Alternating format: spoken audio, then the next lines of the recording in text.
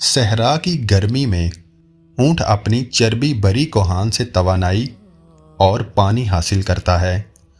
ऊंट के खून के खुलियात पानी जखीरा करते हैं जो उसे महीनों तक प्यास से बचाते हैं।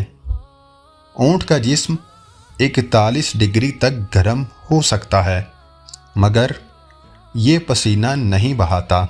ऊंट के मुंह के अंदरूनी हिस्से सख्त होते हैं जो उसे कांटेदार पौधे खाने में मदद देते हैं।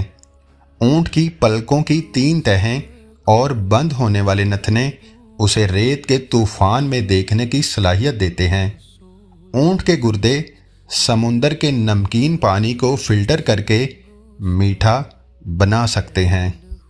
वीडियो को लाइक और शेयर करें और हमारे चैनल ताबीर टीवी को सब्सक्राइब कर लें।